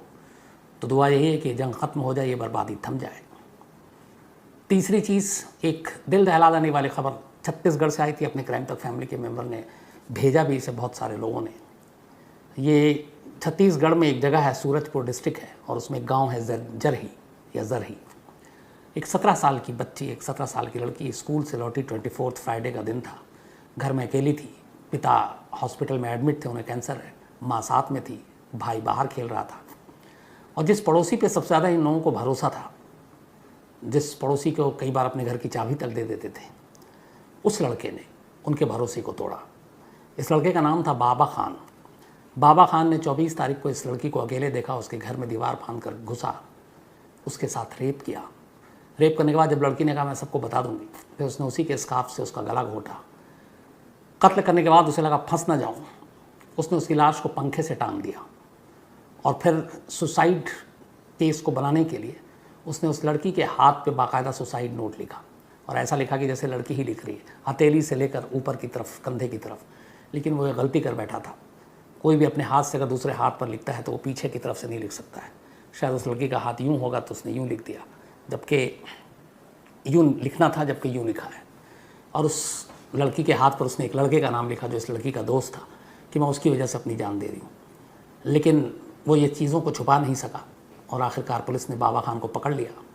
लेकिन लोग गुस्से में हैं, क्योंकि जिस तरीके से उसने ये दरिंदगी की, उसको लेके फिर वहाँ पर एक जस्टिस फॉर इम्प्रेसी की मांग उठ रही है। लोगों का असल में ये मानना है कि एक ही शख्स अकेले रेप करे, फिर उसकी बॉडी को पंखे पे टांगे, ये सब पॉसिबल नहीं है। इसके अलावा और भी कुछ लोग शामिल हो सकते हैं। तो चाहते हैं कि सभी गुनहगार पकड़े जाएं और सभी को जल्द से जल्द फांसी हो। हालांकि पुलिस अभी तक की अपनी जांच में यही कह रही है कि एक ही लड़का शामिल था जिसको हमने गिरफ्तार कर लिया है। और अगर लड़की की एग्जैक्ट जो बर्थ सर्टिफिकेट सामने आएगी, उसके बाद ये पता चलेगा कि वो माइनर है, तो उसी हिसाब से फिर सारे कानून, उसकी धाराएँ होंगी और फिर उसी हिसाब से अदालत में मामला जाएगा। कितनी जल्दी जाता है ये वहाँ की पुलिस के ऊपर है। लेकिन एक अफसोसनाक मामला जिसको लेकर सोशल मीडिया पे भी काफ़ी कुछ आया, और जस्टिस फॉर इम्प्रेसी उसकी एक मुहिम से भी उठ रही है। ये भी एक अफसोसनाक चीज़ है कि जब ऐसे हादसे हो जाते हैं तो फिर हम लोग जस्टिस के लिए मांग करते हैं, मोमबत्तियाँ जलाते हैं, कैंडल जलाते हैं। फिर सरकार भी जागती है, फिर कहती है, कुछ भरोसा देती है करेंगे। लेकिन फिर 2-4 दिन बीतता है, फिर किसी नए नाम, नए शहर, नए कस्बे, नए गाँव में एक और किसी नए नाम से मोमबत्तियाँ जलती हैं। फिर वही मूवमेंट, वही आंदोलन। मालूम नहीं कब तक महिलाएं सुरक्षित रहेंगी हमारे देश में। ये बेहद अफसोस की बात है कि इसलिए कि हर महिला हमारे अपने हर घर में, कोई भी ऐसा घर नहीं है जहाँ महिलाएं ना हो, माँ, बहन, बेटी, बीवी के रूप में। और उन्हीं महिलाओं के साथ अगर इस तरह का क्राइम इतनी तेज़ी से इतना ज़्यादा हो तो अफसोस की बात है। और बार बार मैं कहता हूँ, वजह यही है कि क्रिमिनल के मन में खौफ नहीं है। अपने यहाँ जो रेप के कन्विक्शन के रेट हैं, हर 4 रेपिस्ट में से 3 छूट जाता है, यानी हर 100 में से 75 छूट जाता है। हर 1000 में 750 छूट जाता है। 1 लाख में 75,000 छूट जाता है। तो जब कन्विक्शन रेट इतना कम होगा तो हौसला बढ़ेगा। जबकि आजकल टेक्नोलॉजी का ज़माना है, आप DNA और बाकी चीज़ों के ज़रिए बहुत आसानी से अक्यूज़ को पकड़ के कोर्ट में साबित भी कर सकते हैं। लेकिन लगता है मुझे वक्त लगेगा। तो ये थी वो अपडेट। लेकिन अब कहानी पर आऊँ उससे पहले एक बार फिर, आप तमाम लोग कहानियाँ सुनते हैं तो कुकू FM भी कहानियाँ सुनाता है। और कुकू FM पर आप जाएंगे, वहाँ तमाम तरह की कहानियाँ मिलेंगी, चाहे वो क्राइम की हो, कॉमेडी की हो, बायोग्राफी हो, क्रिमिनल की हो, बाकी दूसरी रहस्य, रोमांच की हो। तो ज़रूर कुकू FM पे आप कहानियाँ सुनें। और क्राइम तक के लिए क्राइम 50 बाकी डिस्क्रिप्शन लिंक पे है, आप उसको डिटेल में पढ़ें। और कुकू FM पर भी आप अपने मनपसंद की तमाम कहानियाँ सुन सकते हैं। अब आते हैं आज की कहानी के ऊपर। कुछ वक्त पहले, बल्कि 2018 में एक फ़िल्म आई थी KGF। मैंने भी देखी इसको 2-3 बार। और इसमें एक एक्टर जो है साउथ के, यश, इस फिल्म ने यश को बहुत सारे यश दिला दिए। फिल्म ज़बरदस्त बॉक्स ऑफिस पर हिट रही। फिल्म की कहानी, फिल्म का प्रेजेंटेशन, सिनेमाटोग्राफी सब लाजवाब था। और उसके एक्शन यश की अपनी एक्टिंग, और उसके बाद से ही KGF 2 का इंतज़ार किया जा रहा था, जिसका ट्रेलर अभी रिलीज़ भी हो गया है। अब KGF 2 आ रही है, और उसी KGF के बाद ये बहुत सारे सवाल उठे। बहुत सारे अपने क्राइम तक फैमिली मेम्बर ने भी ये भेजा था कि क्या वाकई KGF की कहानी रियल है, सही है। क्योंकि KGF की कहानी जो है वो एक सोने के खान की कहानी है कि एक सोने का खान है, खदान है, जहाँ से सोना निकलता है, वहाँ मज़दूरों पे जुल्म होता है। तो क्या वाकई साउथ में ऐसी कोई जगह है KGF नाम की जहाँ पर सोना होता है या है। तो मैंने कहा कि आज इस कहानी को डिटेल में आपको पूरी रिसर्च के साथ सुनाता हूँ। KGF सचमुच में एक जगह है, और KGF में सचमुच सोने की खान थी। अब भी कुछ होगा, लेकिन थी। एक ज़माने में हिंदुस्तान का 95% सोना इस एक इकलौते खान या खदान KGF से ही निकलता था, और हिंदुस्तान की ज़रूरतों को पूरा करता था। आज हालांकि टॉप 5 सोने के खान या खदान में हमारी गिनती देश की नहीं होती। पहले नंबर पर शायद उज़्बेकिस्तान है, टॉप 5 में रूस भी है, अमेरिका भी है, लेकिन हम नहीं हैं। एक वक्त था कभी हम शायद नंबर 6 पे हुआ करते थे, अभी नहीं है। सोने का जो एक बार और भी मैंने आपको बताया था कि गोल्ड बैंक जहाँ पे रखते हैं, जिससे किसी देश की अमीरी और गरीबी का एहसास होता है, उसमें भी हमारी रैंकिंग बहुत कम है, क्योंकि हमारे पास गोल्ड का भंडार कम है। लेकिन ये वो है जो गोल्ड ख़जाने के तौर पे रखे हुए हैं हमारे देश में या बाहर के देशों में। अगर घर घर आप सोना निकालेंगे तो शायद बाकी दुनिया के देश हमसे आगे नहीं जाएंगे, क्योंकि हमारी एक कल्चर, एक परंपरा, एक वो रही है। हम लोग पैसे और बैंक तो बाकी बाद में जाने लगे। अगर ज़रा सी सेविंग करनी होती है तो फिर गोल्ड, जेवर शौकीन, तो हर घर में सोना ज़रूर मिलता है, चाहे अमीर हो या गरीब हो, चाहे थोड़ा सा मिले या बहुत सारा मिले। तो अगर घर घर से सोना निकाला जाए तो फिर दुनिया में शायद हमसे ज़्यादा सोना किसी के पास नहीं होगा, लेकिन वो सरकारी प्रॉपर्टी नहीं है। तो आज की कहानी उसी KGF की है। सबसे पहले KGF, ये तो फिल्म थी, लेकिन हकीकत क्या है। Kolar gold field, KGF, Kolar gold field, ये उसका पूरा नाम है, और ये जगह एग्जिस्ट करती है कर्नाटक में। कर्नाटक की राजधानी बेंगलुरु से करीब 100 या 90 किलोमीटर दूर है ये जगह, जिसे कोलार कहते हैं, और उसी से कोलार गोल्ड फील्ड बना। एक ज़माने में कोलार बिल्कुल नॉर्मल सी जगह थी, वहाँ पे कुछ नहीं था, ना उतनी आबादी थी, ना अमीरियत थी, ना रईसी थी। एक पिछड़ा हुआ इलाका हुआ करता था। लेकिन कहते हैं कि बहुत बार पहले पुराने ज़माने में भी खबरें छपती थी कि इस इलाके में सोना छुपा हुआ है ज़मीन के नीचे। और ये शुरुआत हुई थी जब मैसूर में किंगडम थी, मैसूर राजघराने की तरफ से। तब उन्होंने इसकी बहुत सारी पुराने अपने पूर्वजों से कहानी सुनी, तो उन्होंने कहा कि इस कोलार में सोने का खान है, तो इसको ढूंढा जाए। लेकिन एरिया बहुत बड़ा, उस वक्त टेक्नोलॉजी भी नहीं, सुविधाएं भी नहीं, मशीन भी नहीं, लोग भी नहीं।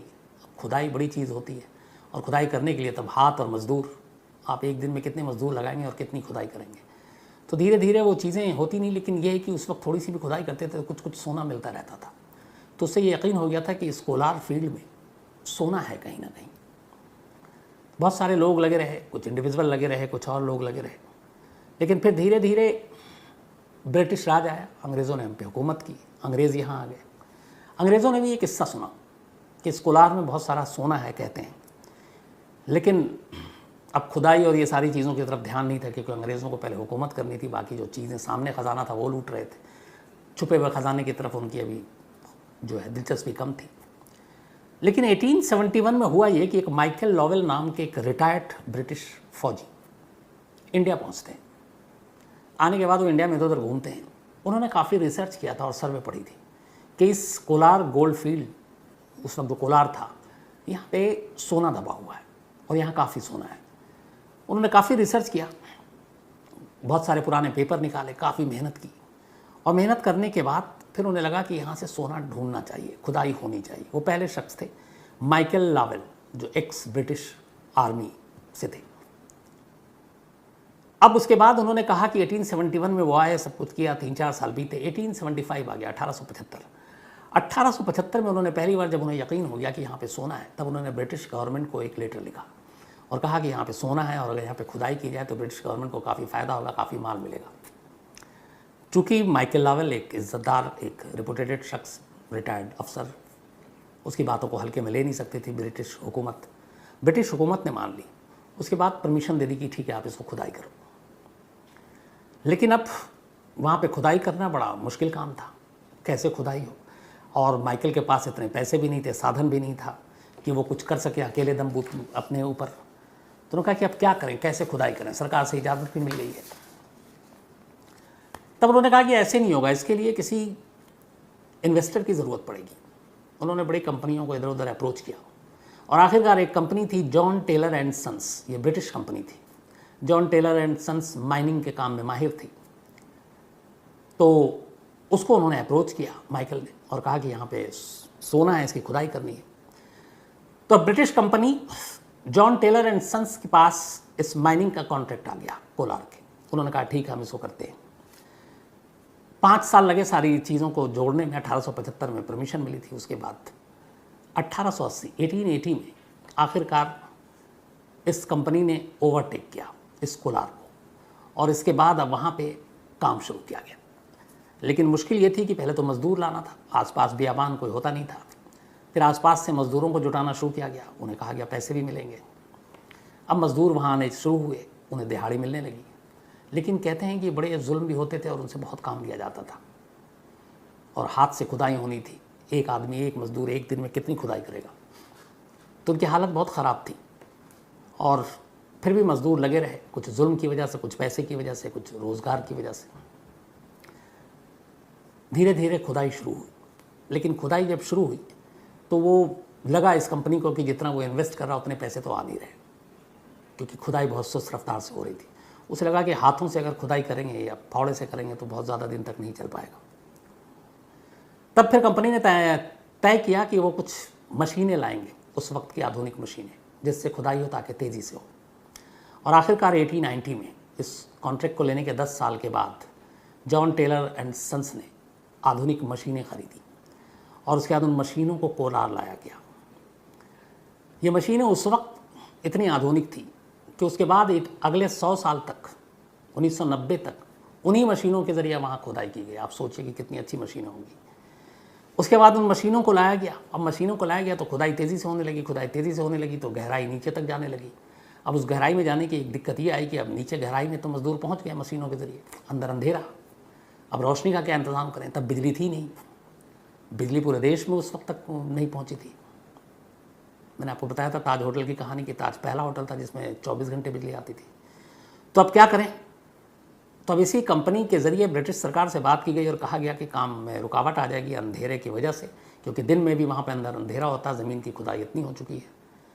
तो फिर उन्होंने कहा कि हम इसके लिए कुछ पावर प्लांट बनाते हैं और आखिरकार हाइड्रो इलेक्ट्रिक पावर प्लांट ख़ास तौर पर इस कोलार गोल्ड फील्ड के लिए बनाया गया। वहाँ से करीब 125 मील की दूरी पर समंदर, वहाँ पे ये हाइड्रो इलेक्ट्रिक पावर प्लांट बनाया गया, जो अब कावेरी इलेक्ट्रिक पावर प्लांट के नाम से जाना जाता है। अब उससे वहाँ बिजली आने लगी। अब बिजली इतनी ज़्यादा आने लगी कि बिजली बचने लगा, उसका यूज़ कम होता था। बिजली ये तो है नहीं कि आप बैंक में करके रखेंगे। तो जो मज़दूर वहाँ पे मज़दूरी करते थे, उनकी बस्तियाँ जो आबाद हो गई थी, बाकी की बिजलियाँ उन मज़दूरों को मिलने लगी। अब सिचुएशन ये आ गया कि पूरे देश में बड़े बड़े अमीरों के घर में बिजली नहीं, और यहाँ कोलार के इस इलाके में जो सोने के खान में मज़दूर काम कर रहे हैं, उनके घरों में बिजली आ रही है, सिर्फ इसलिए कि कोयले सोने के खान की जो काम है वहाँ बिजली की ज़रूरत थी, बिजली ज़्यादा थी, तो अब मज़दूरों को ये बिजली मिलने लगी। अब बिजली मिलने लगी, काम और तेज़ी से होने लगा। अब लेकिन फिर ये हुआ कि जो मलबा था, मिट्टी थी, उसके अंदर से ही सारे सोने निकलते थे। तब उनको छानना है, अब कैसे करें? उसके लिए पानी की ज़रूरत थी। अब आसपास में कोई पानी नहीं, समंदर 125 मील दूर पर। तब फिर इस कंपनी के कहने पे ब्रिटिश गवर्नमेंट ने उस वक्त यहाँ एक आर्टिफिशियल झील बनाई और इस आर्टिफिशियल झील में पानी रखना शुरू किया। आर्टिफिशियल झील की वजह से आगे चलकर ये एक टूरिस्ट प्लेस भी बन गया था। अब आर्टिफिशियल झील की वजह से यहाँ पर काम भी तेज़ी से बढ़ने लगा। इसके बाद सोना निकलना शुरू हुआ, बिजली आ गई, पानी मिल गया, अब मज़दूरों को पैसे भी मिल रहे हैं। अब धीरे धीरे कोलार आबाद होने लगा, जो कभी भी आबाद हुआ करता था। पूरी बस्ती बस गई वहाँ पर, उन्हें बिजली, पानी, सारी सुविधाएं मिल रही हैं। हालांकि ये भी था कि उनके ऊपर जुल्म भी होता था, ज़रूरत से ज़्यादा काम लिया जाता था। कहते हैं इस सोने के खान में काम करने के दौरान पूरे लगभग 100-120 सालों में करीब 8 से 10 हज़ार मज़दूरों की जान भी गई, अलग अलग वजह से। इसके बाद खुदाई शुरू हुई। कोलार गोल्ड फील्ड ने अपना रंग दिखाया, सोना उगलना शुरू किया। कहते हैं कि केजीएफ इकलौता ऐसा गोल्ड माइन था जहाँ से उस वक्त 95% इंडिया में जो कुल गोल्ड 100% निकलते थे बाकी छोटे मोटे माइन से, उसका 95% गोल्ड अकेले इस केजीएफ से ही निकलता था, कोलार गोल्ड फील्ड से।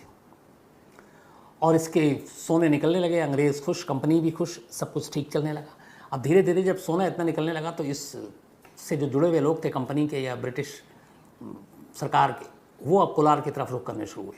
उन्होंने क्या किया कि वहीं पे इस कोलार गोल्ड फील्ड के पास अपने बंगले बनाने शुरू कर दिए। अब अंग्रेज़ आकर बसने लगे तो फिर क्लब बनना शुरू हुआ, उनकी सुविधाओं के लिए बाकी चीज़ों का काम शुरू हो गया। अब धीरे धीरे ये हुआ कि कोलार आबाद होता गया। अब अंग्रेज़ों की वजह से, अंग्रेज़ हैं तो फिर भारतीय भी रहेंगे, आखिर उनके काम कौन करेगा, तो उनकी बस्तियाँ भी फिर डेवलप होने लगीं।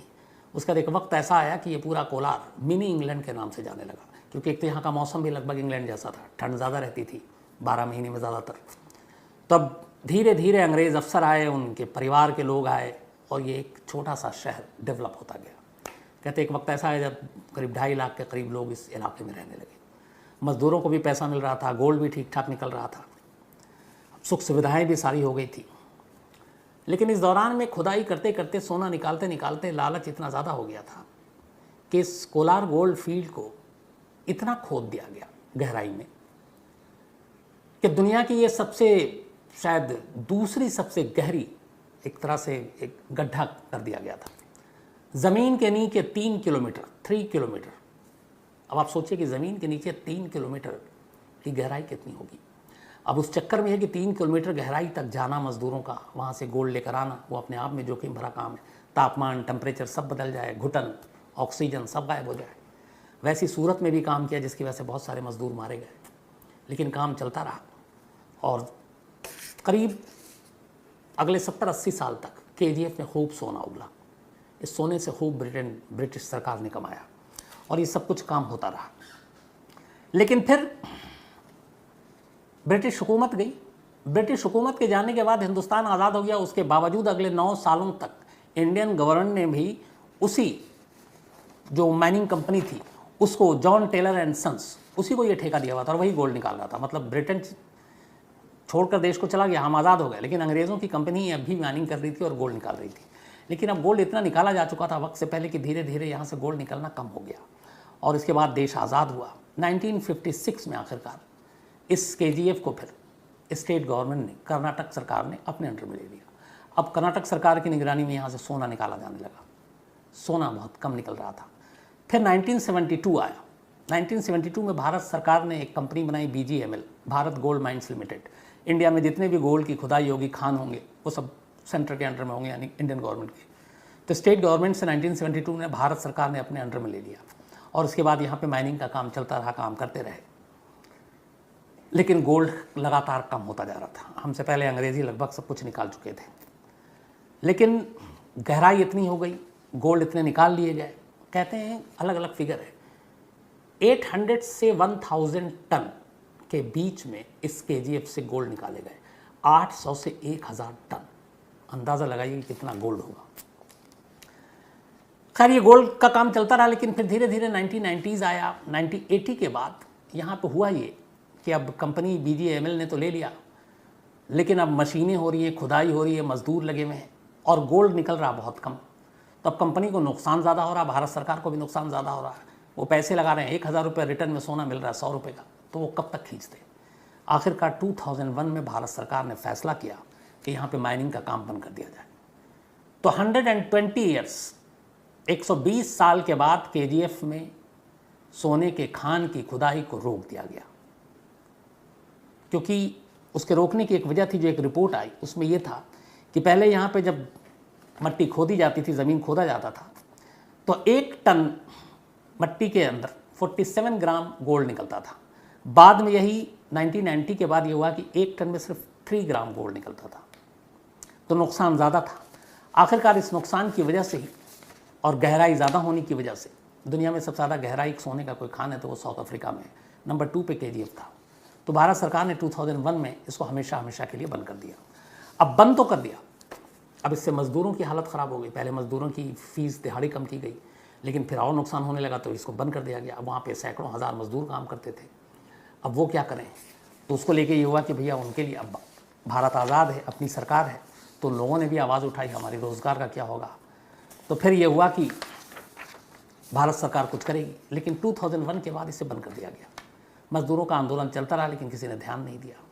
2018 से पहले जब ये यश की फिल्म KGF आई, तब तो कुछ शायद बहुत कम लोग जानते भी थे कि कोलार गोल्ड फील्ड नाम की कोई जगह भी है कर्नाटक में, जहाँ से इतना सोना निकला, 800 to 1000 टन के करीब, 120 साल जहाँ खुदाई हुई है। तो खैर उसको बंद कर दिया गया, लेकिन बंद करने के बाद अब इस खदान को एक बीच में खबर आई कि फिर से खोला जाएगा और यहाँ पे लोगों को रोज़गार दिया जाएगा। अब उसके बाद यह है कि ये कब खोला जाएगा इसके बारे में कोई जानकारी नहीं, लेकिन ख़बर यह है कि इस खदान को फिर से खोलकर और जो भी इसमें होगा, क्योंकि अभी भी कई एक्सपर्ट्स का कहना है कि इसके अंदर बहुत सारा सोना है और ये जो पूरा फील्ड है वो बहुत बड़े दायरे में फैला हुआ है, तो और खुदाई हो सकती है। लेकिन अब ये भारत सरकार के ऊपर है, क्योंकि मज़दूर वहाँ की मांग कर रहे हैं। लेकिन जब ये 2001 में बंद हुआ, उसके बाद और कोई काम का ज़रिया था नहीं कोलार इलाके में, उस शहर में छोटे से, तो लोग भूखमरी का शिकार, बेरोज़गारी का शिकार हुए और फिर धीरे धीरे उन्होंने कोलार से दूसरे शहरों का रुख करना शुरू किया और आहिस्ता आहिस्ता ये शहर उजड़ता गया, बेआबान होता गया। जब तक ये सोना उगल रहा था तब तक आसपास हरियाली थी, लोग थे, खुशहाली थी। जैसे इसने सोना उगलना बंद किया या वक्त से पहले ज़्यादा सोना इंसानी हवस और भूख ने निकाल लिया, उसके बाद से फिर वहाँ से लोग भी उस शहर से मुंह मोड़ कर निकलने लगे और अब इस शहर की हालत वैसी नहीं है। 2018 के बाद एक फ़िल्म के ज़रिए लोगों को अगर जिस शहर के बारे में पता चले तो आप अंदाज़ा लगाइए। और ये पूरा शहर उन लोगों का ही से बसा हुआ था जो कभी ना कभी इस सोने के खान में काम करते थे, उनके बाकी पूर्वज जो थे, फिर बाद में अगली पीढ़ी वो सब इस शहर में रहती थी।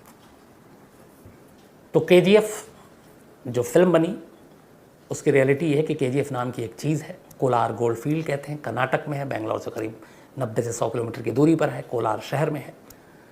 और इसने इस देश को सबसे ज़्यादा सोना दिया, सोना उगला, लेकिन अंग्रेज़ों ने दोनों हाथों से समेटा उस सोना को। तो ये थी कहानी KGF की। अब कहानी ख़त्म करूँ उससे पहले अपना सिलसिला। फैसल सईद इनका जन्मदिन है, तो हैप्पी बर्थडे फैसल, वाजिद सईद ने भेजा है। इसके अलावा युगांक मिश्रा का भी आज जन्मदिन है, तो हैप्पी बर्थडे युगांक। सुरेश कुमार शर्मा जी और संतोष देवी जी दादा दादी हैं इनके, उन्होंने भेजा, और रवि शर्मा जी ने भेजा है। इसके अलावा शैलेश कुशवाहा इनका भी आज जन्मदिन है, हैप्पी बर्थडे शैलेश। और जैनुद्दीन अंसारी ने भेजा है। साथ में सोफिया अली दिल्ली से, इनका भी आज जन्मदिन है, तो happy birthday Sophia. Shubham Singh ये इन्होंने इम्प्रेसी दास, जस्टिस फॉर इम्प्रेसी, उसकी कहानी के लिए कहा था और इन्होंने डिटेल भी भेजा था। और इन्होंने भी कहा कि एक अकेले आदमी का काम नहीं है, जो अखबारों में भी खबर छप रही है, अफसोसनाक खबर है ये। मोहम्मद एहसान है, इन्होंने लिखा है कि मेरे मेल को अगर कोई रिप्लाई न करे तो क्या मानहानि उस पर कर सकते हैं। तो मोहम्मद एहसान साहब, आपके मेल को मैंने पढ़ लिया, अब आप मानहानि मत कीजिएगा मुझ पर। अभिलाष गौतम है, एक स्टोरी की फरमाइश की है। इसके अलावा चंद्रराज राय हैं, इजराइल में हैं और वहाँ कह रहे हैं कि आजकल बड़े टेररिस्ट हमले हो रहे हैं, कोरोना का कहर भी है। तो चंद्रराज जी अपना ख्याल रखिएगा और जब इंडिया आएंगे तो आपसे ज़रूर मिलेंगे। अरुण कुमार मंडल हैं, एक स्टोरी की फरमाइश की है। इसके अलावा सत्यम प्रियदर्शी हैं, इन्होंने कहा कि अब भूत की कहानी मत सुना कीजिए, रात को नींद नहीं आती, डर लगता है।